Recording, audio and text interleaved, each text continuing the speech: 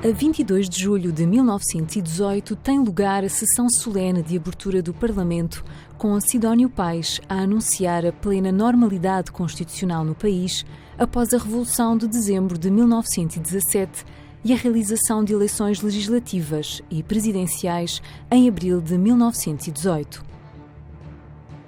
No exterior do palácio, a população aguarda com expectativa a chegada do cortejo.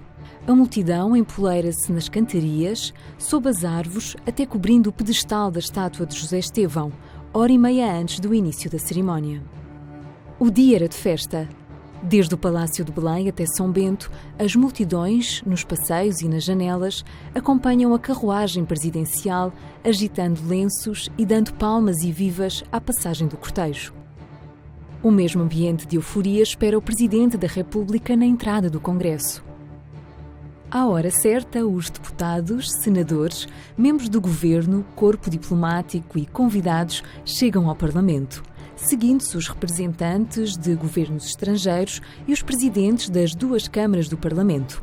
Na sala das sessões, os parlamentares e os restantes convidados vestem casaca e chapéu alto ou uniforme no caso dos militares, e as senhoras ostentam garridas toaletes.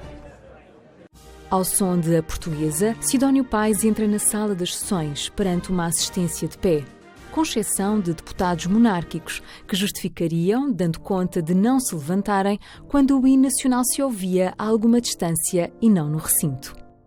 No discurso de abertura do Parlamento, o Presidente caracteriza a Revolução de Dezembro como uma resposta aos desmandos e à corrupção do poder, canalizando as energias dispersas dos descontentes para salvar a pátria que estava em perigo. Elogiando os feitos da governação dezembrista, Sidónio Pais declara nesse dia que a obra ditatorial será submetida ao critério do Parlamento.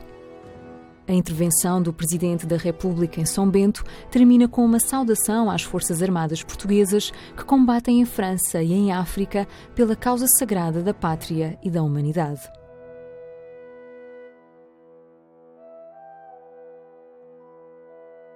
A mensagem que Sidónio Pais dirige ao Congresso no dia 22 de julho é comparada ao discurso da coroa do tempo da monarquia e considerada longe das tradições republicanas. O dia 22 de julho é decretado feriado nacional e considerado de grande gala. Sidónio Pais chega ao poder na sequência do movimento revolucionário de 5 a 8 de dezembro de 1917, derrotando as forças que apoiam o governo chefiado por Afonso Costa.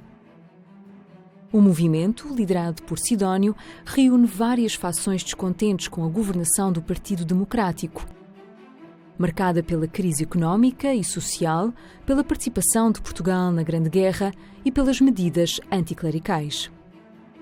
Destituído o Presidente da República, Bernardino Machado, e dissolvido o Parlamento, Sidónio assume a 11 de dezembro a chefia do governo, que acumula com as pastas dos negócios estrangeiros e da guerra e, posteriormente, com as funções de Presidente da República. Estava assim aberto o caminho para a República Nova de pendor presidencialista, autoritário, antipartidário e antiparlamentar. Sidónio altera de forma ditatorial a Constituição de 1911, institui o sufrágio universal para cidadãos do sexo masculino maiores de 21 anos, incluindo os analfabetos, e o sufrágio direto para a eleição do Presidente da República, que tem o poder de nomear e demitir livremente os membros do governo. No Parlamento, o Senado passa a ser composto por representantes das províncias e de interesses profissionais. Além das medidas políticas e legislativas, como a alteração da lei da separação do Estado com as igrejas, Sidónio Pais recorre à imprensa para projetar a imagem de um chefe de Estado que, apesar de autoritário, se mantém próximo das populações. Sidónio privilegia os contactos com a população, realizando viagens por todo o país e participando em eventos sociais onde é aclamado por multidões. O presidente mostra-se particularmente preocupado com os mais desprotegidos e carenciados, visitando hospitais e promovendo obras de caridade como a Sopa dos Pobres, celebrizada como Sopas do Sidónio. Sem oposição, Sidónio Pais é eleito Presidente da República a 28 de abril de 1918 por sufrágio direto, com cerca de 500 mil de votos num universo de quase 900 mil cidadãos recenseados, tomando posse na Câmara de Lisboa e não no Parlamento, ao contrário dos seus antecessores. Nas eleições para a Assembleia, os partidos da República Velha não se apresentam às urnas e apelam à abstenção.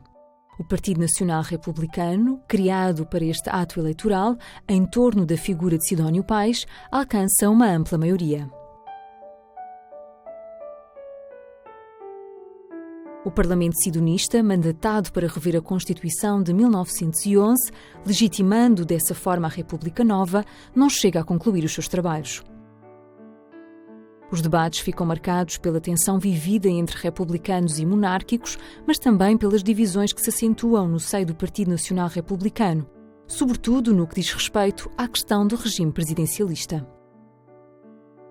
A instabilidade política, as constantes remodelações ministeriais, os protestos do movimento operário e dos partidos republicanos na oposição, o recurso à censura, o aumento da repressão policial, a participação de Portugal na Grande Guerra, o surto da gripe espanhola e a crise social e económica são alguns dos fatores que contribuem para o declínio do sidonismo.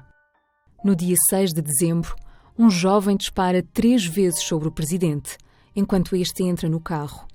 Mas as balas tinham sido embebidas em veneno, pelo que ficam inutilizadas. Sidónio Pais sai ileso.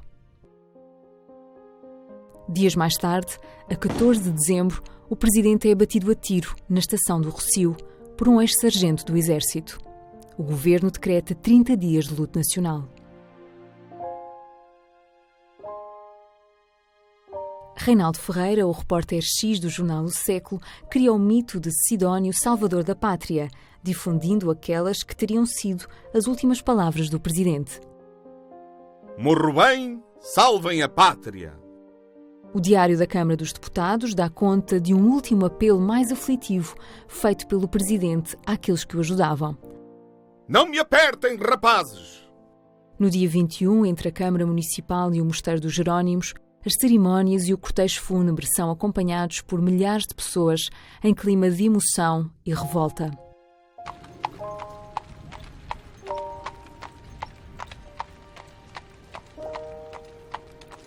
A República Nova chega ao fim, mas a memória do Presidente Rei, na expressão de Fernando Pessoa, perdura no tempo, através de homenagens, cerimónias religiosas, romagens, postais, cartazes, brochuras e outras publicações.